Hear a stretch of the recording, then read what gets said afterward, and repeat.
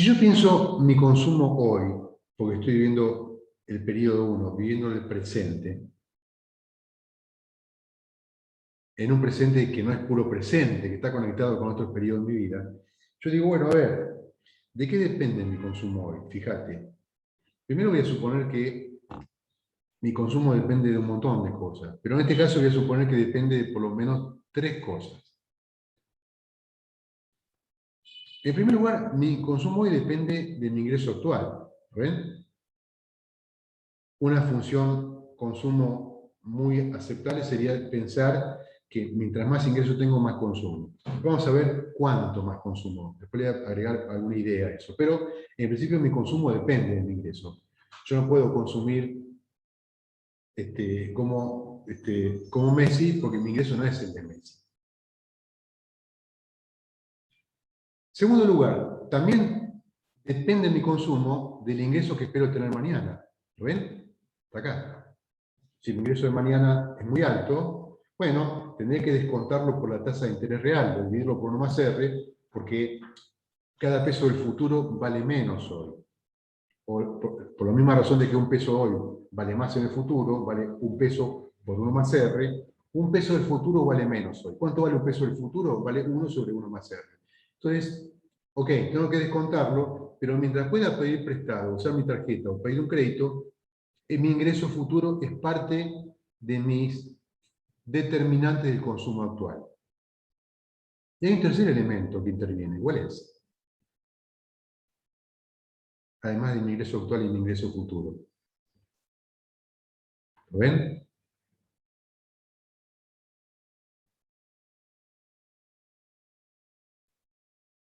¿Qué pasa si por cada peso que yo quiero consumir hoy a cuenta de mi futuro ingreso, en vez de tener que devolver un 10% más, tengo que devolver un 25% más? ¿Te cambia la perspectiva de eso o no? Sí. ¿Por la tasa de interés? Claro, la perspectiva. Entonces la tasa de interés real es el tercer personaje de esta historia. Mi consumo actual depende de mi ingreso actual, de mi ingreso esperado en el futuro y de la tasa de interés real.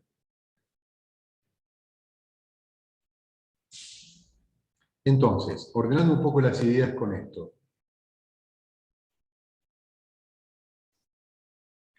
Mi consumo actual depende de mi ingreso actual, de mi ingreso futuro, de la tasa de interés real, y voy a agregar una cosa que no estaba en ese esquema para simplificarlo, pero que no me obliga a demasiados sacrificios de agregarlo, ustedes lo van a entender rápidamente, que es esa letra A. A es un activo de riqueza. Llamalo eso un regalo que te hizo tu tía. El descubrimiento del petróleo de vaca muerta, macroeconómicamente hablando. Una condonación de una deuda. Un departamento que te dejaron en herencia, qué sé yo, cualquier cosa. Una beca que te ganaste. O sea, una guita que te aparece de golpe y que vos no tenías computada. Entonces, déjenme contarles una historia de cómo afectan esas cuestiones mis decisiones de consumo, porque eso me va a permitir elaborar una idea de esa variable macroeconómica que es el consumo deseado. ¿Por qué? Porque el consumo deseado finalmente es la sumatoria de todas las decisiones de consumo de los individuos de la economía. Primero, ¿qué pasa si aumenta mi consumo, mi ingreso actual, perdón, en el periodo 1? ¿Qué pasó con mi consumo en el periodo 1 si aumenta mi ingreso en el periodo 1? Aumenta. Aumentas tu consumo. Aumenta. Ahora, vamos a hacer un supuesto, voy un poco para atrás. La gente no hace las cosas extremas de consumir todo mañana o consumir todo hoy. En general la gente trata de balancear el consumo, de tener un patrón de consumo estable en el tiempo. Ese supuesto, que llamamos supuesto de homogeneización del consumo, hace que, suponete, que si mi renta es 60.000, ponele en un mes, y yo creo, y me dicen que me van a aumentar 10.000, es muy improbable que yo me patine toda esa guita, que probablemente una parte de esa guita me la gaste y otra parte la ahorre. La fracción de mi ingreso adicional que yo gasto en consumo se llama propensión marginal a consumir. Suponte que esos 10.000 es más que yo gano, de esos 10.000 consumo 6.000 y ahorro 4.000. Consumo 6.000 y ahorro 4.000. Entonces, ¿cuál es mi propensión marginal a consumir? Bueno, es el cociente entre los 6.000 que voy a destinar a consumir y esa renta adicional que conseguí, que eran 10.000. 6.000 dividido 10.000 me da 0,6. Entonces, mi proporción marginal a consumir es 0,6. Es un número entre 0 y 1. 0,6 quiere decir que te consumís el 60% de tu ingreso adicional, ¿se entiende? Lo que no destinás a consumir, ¿a qué lo destinás? A ahorrar. Entonces vuelvo a esta diapositiva. Suponete que tengo un ingreso I1. Bueno, y aumenta el ingreso actual. Por esto que acabo de decirles, si aumenta el ingreso actual, ¿qué pasa con mi consumo y qué pasa con mi ahorro? Aumenta mi... ¿Perdón? Aumenta más el ahorro. Aumenta más el consumo y aumenta el ahorro. Aumenta el consumo porque aumenta, en lo que haya aumentado tu ingreso, una proporción que es tu proporción marginal a consumir. Y también aumenta tu ahorro, porque una parte lo destinas a ahorrar. Entonces, cuando aumenta tu ingreso actual, aumenta tu consumo y aumenta tu ahorro. ¿Qué pasa si aumenta el ingreso que yo espero que voy a tener mañana? ¿Qué pasa con mi consumo y qué pasa con mi ahorro y por qué? Pueden leerlo. Digamos, a moderar el consumo, o sea, baja. ¿Cómo? ¿No tiende a bajar el consumo? No, si yo espero ganar más mañana y puedo No, digamos, bueno, consumo más. consumir más. Ahora, ¿tu ingreso actual cambió? No. Tu ingreso esperado cambió. Y si tu ingreso no cambió y vos consumís más, ¿qué pasa con tu ahorro? Disminuye. Disminuye. Disminuye. Disminuye. Ok. Eso se llama gastar a cuenta. Conocen la frase, ¿no? Cuando dice uno, mira, está gastando a cuenta este. Bueno, suponete que lo que les contaba antes, una tía nos regala $1.000, una tía buena, o un tío. Entonces vos podés hacer un montón de cosas, te las podés ahorrar todas, podés consumir todas, pero a ver, pero no es tu ingreso lo que, es, lo que modificó, eso lo que apareció es como una especie de regalo. ¿Qué vas a hacer si aparece un regalo? Bueno, vas a gastar más. Ahora, no vas a ahorrar más, porque tu ingreso no cambió. Tu ingreso no cambió, o apareció un activo de riqueza, eso no es parte de tu ingreso. Eso es como algo que apareció de golpe, ¿no? Entonces, eso genera un efecto de riqueza. Vas a consumir más y vas a ahorrar menos. Porque acordate que el ahorro es la diferencia entre tu ingreso de cada periodo y el consumo de cada periodo. Bueno, y vamos a la última variable, la más peliaguda de entender. Suponete que aumenta el tipo de interés real. Entonces yo digo, mirá, si aumenta el tipo de interés real, quiere decir que por cada peso que yo hoy no consumo, mañana puedo consumir un peso por 1 más R. Si R aumenta, por cada peso que no consumo hoy puedo consumir más mañana. Es decir, si aumenta R, lo que está pasando es que el precio relativo de consumir hoy respecto de consumir mañana aumentó. ¿Siguen? Si yo hoy consumía 100 y la tasa de interés era 10%, consumir 100 hoy equivalía a consumir 110 mañana. Pero si la tasa de interés aumenta al 25%, consumir hoy equivale a consumir 125 mañana. ¿Están de acuerdo? Es decir, yo tengo que resignar a más consumo en el futuro para consumir hoy. Entonces, cuando aumenta la tasa de interés real, lo que está haciendo, lo que está ocurriendo en la economía, es que mi consumo presente se vuelve muy caro respecto a mi consumo futuro. Entonces, si se vuelve muy caro, como cualquier sujeto económico que somos, es conveniente consumir menos hoy y consumir más mañana. Cuando vos consumís menos hoy y consumís más mañana, se llama ahorrar. Ahorrar. Cuando aumenta la tasa de interés real, vos sustituís consumo presente por consumo futuro, o como lo decimos en español, ahorrás. Ahora, fíjate este caso. Suponete que la tasa de interés aumenta, pero yo no era una persona que estaba endeudada o que esperaba tomar deuda, sino que yo esperaba ahorrar en esta premisa. Yo decía, mira, me voy de vacaciones a Chile o a Uruguay, no importa. Entonces yo pensaba ahorrar 100.000 pesos cuando la tasa de interés era un 10%, porque suponía que con 100.000 más el 10% de interés y con 110.000 me iba de vacaciones. Ahora que la tasa de interés es del 25%, ¿vos necesitas ahorrar 100.000 para conseguir lo que conseguías cuando la tasa de interés era el 10%? ¿O puedes ahorrar menos para conseguir la misma cantidad? Ahorras menos. Puedes ahorrar menos. Porque ¿qué es lo que estoy pensando? Estoy diciendo, pará, aumentó la tasa de interés que me van a pagar quiere decir que por algo que yo tengo me van a dar más plata, soy más rico. Entonces, en lo que está funcionando en tu cabeza es en lo que llamamos en economía efecto riqueza. Estás pensando en términos de alguien que se siente más rico, como se siente más rico, consume más y ahorra menos. Final de la historia. Cuando aumenta la tasa de interés real, no sabemos ex ante si va a dominar el efecto de sustitución, por el cual yo pienso que el consumo actual es muy caro respecto del futuro, entonces consumo menos y ahorro, o si va a dominar el efecto riqueza. Pero tendemos a creer que en el agregado de toda la economía, el efecto sustitución es más importante. Entre varias cosas, porque si una persona está endeudada, que aumente la tasa de interés real, quiere decir que le va a tener que pagar una mayor carga de la deuda en el futuro, y por lo tanto sí o sí va a tratar de ahorrar y consumir menos para poder pagar su deuda. Tengo una pregunta, profesor. Sí, Sí, digamos que el periodo sea de 1 año a 2 años, suponiendo que cada periodo y hay una cierta inflación, digamos, ¿cómo afectaría eso en el interés, digamos? olvídate porque es la tasa de interés real. La tasa de interés real, Ah, ok. clase número 2, índice de precios, es la tasa de interés nominal menos la inflación, ya está descontada. Ah, bien, gracias, bien. Ok. Bueno, entonces, ahora ustedes acaban de ver, finalmente, que la tasa de interés real es un motivo importante en pensiones de consumo. Cuando aumento la tasa de interés real, voy a suponer que se consume menos y se ahorra más. Voy a suponer eso. Ahora me queda ver de qué manera la tasa de interés real incide sobre la inversión en la economía. Veámoslo con un ejemplo. A ver qué hora tengo, si tengo tiempo para trabajar un poquito. Sí, tengo un montón de tiempo, tengo 20 minutos. Fantástico. Porque me encanta que hagamos esta cosa medio experimental en vez de que yo le cuente un cuento.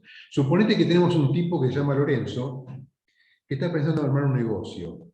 Sencillo negocio. Se va a comprar una podadora de césped, una podadora de césped, para ofrecer a sus vecinos servicios de podado de césped de los jardines en un barrio de Quinta, ponele. O sea, un buen negocio, un negocio rentable. Ahora, él no tiene una cortada de césped, está pensando en armar un negocio, está evaluando un proyecto de inversión. Y dice, mira, la cortada de césped vale 4.000. Usando esa cortada de césped, si se la compra, él puede cobrar, ganar, cortándole a todos los vecinos en esa temporada, 6.000. Supongamos que son dólares, o algo así, porque 6.000 pesos el pibe ni se levanta de la cama, y yo tampoco, y ustedes tampoco. Entonces supongamos que son 6.000 pesos de otra época. Entonces, bueno, y después dice que esa es la guita que le queda después de pagar los gastos en que él incurre por ese trabajo. Los gastos son enchufar la máquina a corriente o ponerle gasoil si funciona con gasoil o mantenerla en buen funcionamiento, etcétera, etcétera. Cuando él cobra los 6.000, el Estado se queda con un 20% de lo que gana. Llama eso impuesto a la renta o impuesto a las ganancias de este trabajador. Ahora, él no estaba desocupado. Cuando él encara este proyecto, cuando él evalúa este proyecto, tiene un empleo en relación de dependencia, en un trabajo, donde le pagan 4.400. Entonces, finalmente, para poder conseguir un préstamo para comprar la cortadora de césped, porque no tiene los 4.000, y gana, hoy a la mañana un chico me dijo, pero si no gana 4.400, yo dije, sí, claro, pero come, se viste, toma colectivo, subte, como gasta dinero, no es que ahorra 4.400, eso es lo que gana. ¿Viste? Si gana 4.400 probablemente no ahorra mucho. Entonces tiene que pedir un préstamo para comprar la cortadora de césped que vale 4.000, pidiéndole a un banco que le cobra 6% anual. Finalmente, para sacarnos un problema encima, el problema dice que él puede revender la cortadora de césped, suponte que le va mal, que el tema no era lo que él esperaba, entonces puede venderla al mismo precio que la compró. Es decir, no hay desgaste del equipamiento, no hay pérdida por desgaste del capital, él lo vende al mismo precio que lo compró. Con lo cual, ese problema desaparece de vista. Mi único problema es ver si vale la pena pagar el interés sobre el préstamo para poder comprar la cortadora de césped. La pregunta es, básicamente, ¿debe Lorenzo comprarse la cortadora de césped?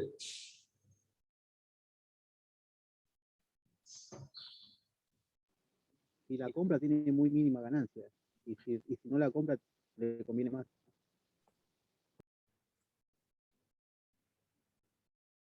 A ver, mínima, máxima. Dejemos esos comentarios para un secretario de Comercio Interior de la Argentina que está discutiendo o evaluando por las personas qué es bueno, qué es malo, qué es mucho, qué es poco. Yo te diría, tenemos que tener una regla más precisa que esa. Acuérdate que, ¿cuál es el supuesto que yo les planteo a ustedes? El supuesto teórico en economía para decidir si una cosa se hace o no se hace. Que el beneficio es positivo, ¿sí o no? Sí, sí.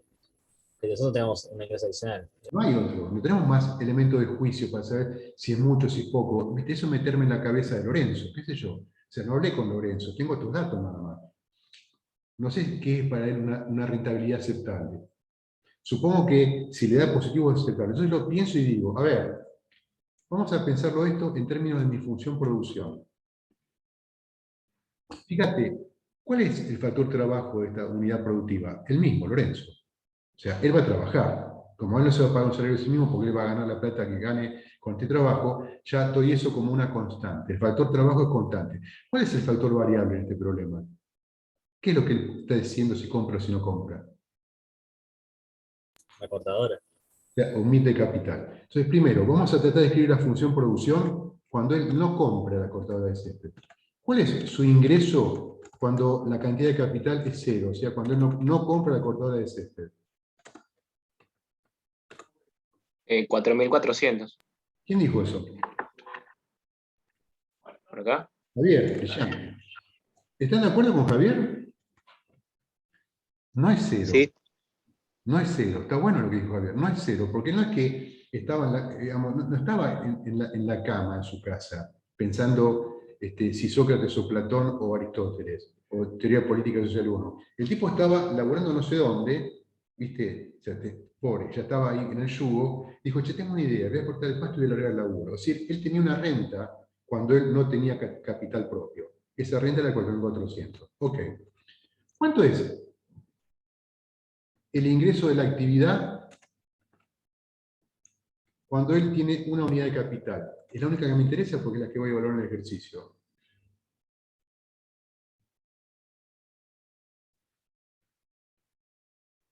6.000 6.000, pero a menos del 20%. ahí va. Déjame escribirlo así, que queda más elegante. ¿Qué es eso?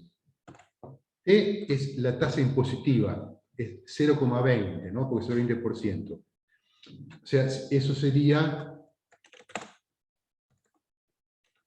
1 menos 0,20 por 6.000. ¿Cuánto nos da, chicos? Ustedes que son rápidos para estas cosas. 1.200. ¿Cuánto te da?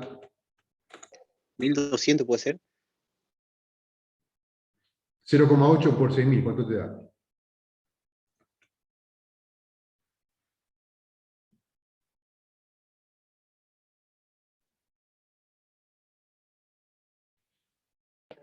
De 0,8 por 6.000 da 4.800.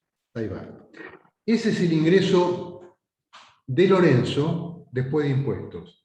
Entonces, ¿cuál es el producto marginal del capital? Es decir, el ingreso que él consigue de pasar de tener 0 unidad de capital a tener 1 unidad de capital. Déjenme llamarlo así, miren, por analogía con el producto marginal del trabajo, es lo mismo, ¿no? El producto marginal de K igual a 1. ¿Cuánto es?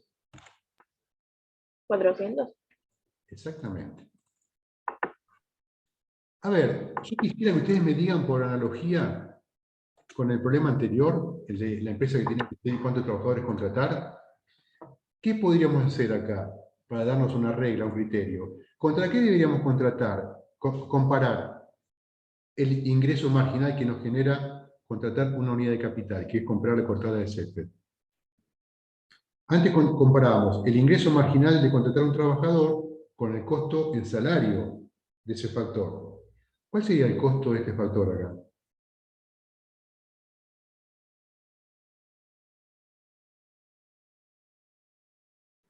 Lo que costó invertir en la jugadora, profe. Y eso sería, ¿cuánto? 4.000. 4.000, a No sé. ver, 4.000 si le va con la guita y se la compra, pero si él puede pedir un préstamo y después puede venderla siempre sin perder plata, ¿cuál es el verdadero costo que le enfrentan? ¿Cuál es el costo? La tasa de interés real. ¿Perdón? Tasa de interés real, R. El costo de uso del capital es igual a la tasa de interés real aplicada ¿a qué? Al costo del bien de capital. Al precio del bien, ¿no? ¿Están de acuerdo? O sea, que el costo de uso del capital para él es 0,06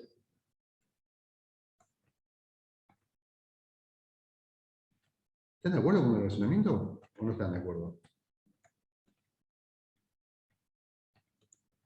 Es esto. ¿Cuánto me da?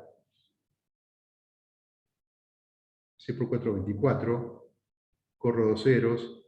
240. 240. Sí, sí, sí. A ver, el costo de uso del capital es 240. Y el beneficio marginal de contratarlo es 400. ¿Qué debe hacer él? ¿Compra la máquina o no la compra? Y la compra, porque un año le genera un ingreso adicional positivo. Cada año él va pagando el préstamo al banco, 240, y cada año él gana 400. Todos los años tiene un beneficio positivo. Fíjense, ¿ven que el razonamiento es muy parecido al que usamos en el caso de la demanda de trabajo? Muy parecido. Ahora, fíjate, después ustedes van a hacer las cuentas para contestar las preguntas que están ahí, la vamos a discutir el lunes que viene o la van a discutir con los profes en comisiones de práctico. Pero intuitivamente, ¿qué pasa si aumenta el tipo de interés real? Suponete que, dice ahí, es 12 en vez de 0,06. 12% es el doble de 6%. Si es el doble, entonces el costo de uso del capital va a ser el doble, va a ser 4,80. ¿Están de acuerdo? Porque 12% es el doble de 6%. Si es 4,80, el costo de uso del capital es mayor al ingreso marginal que genera comprando la cortada de césped. ¿Debería comprarla? No. No. Primer gran moraleja. La relación entre el gasto de inversión o la compra de bien de capital y la tasa de interés real es inversa. Cuando aumenta el tipo de interés real, aumenta el costo de uso del capital y por lo tanto menos proyectos son rentables.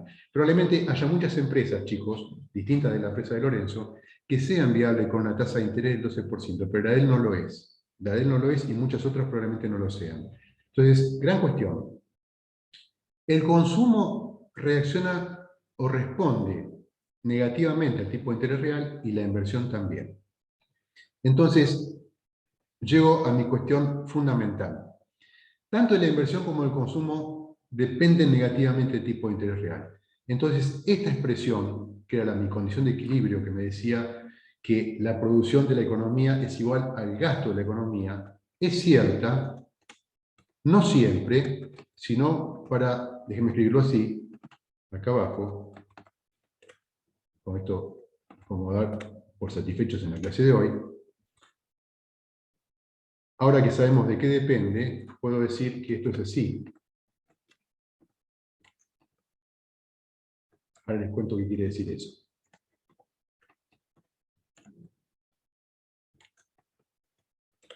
Digo, el consumo deseado, que entre varias cosas depende del tipo de interés real, que lo escribo así, escribo entre paréntesis aquello de lo que depende el consumo. Depende de la tasa de interés real, lo vimos hace un ratito. Aumenta la tasa de interés real, el consumo cae. La inversión en la economía, o sea, la compra de cortadoras de césped por Lorenzo y cosas que se le parecen, también depende del tipo de interés real, y lo escribo así, hacen que mi condición de equilibrio, que es esta, ahora sea un poco más clara. Y entonces yo puedo entender qué es lo que me asegura que la producción sea igual al gasto. La variable que mantiene el equilibrio de la economía, en esa economía, es la tasa de interés real. Esa variable asegura que el lado izquierdo de la identidad sea igual al lado derecho de la identidad. Van a ver ustedes un par de ejercicios de esto con los chicos y los profesores en las comisiones de práctico, pero digo, la intuición quiero que tengan en la cabeza. La variable que ecualiza los planes de los consumidores, de las empresas, para volverlos compatibles con la capacidad productiva de la economía, la producción de pleno empleo, es la tasa de interés real. Cuando eso ocurre, decimos que la economía está en equilibrio. ¿Por qué? Porque está en equilibrio el mercado de trabajo, lo que vimos al comienzo de la clase, la oferta de trabajo es igual a la demanda de trabajo, y está en equilibrio el mercado de bienes. Eso quiere decir que la producción agregada de la economía es igual a la demanda agregada de la economía.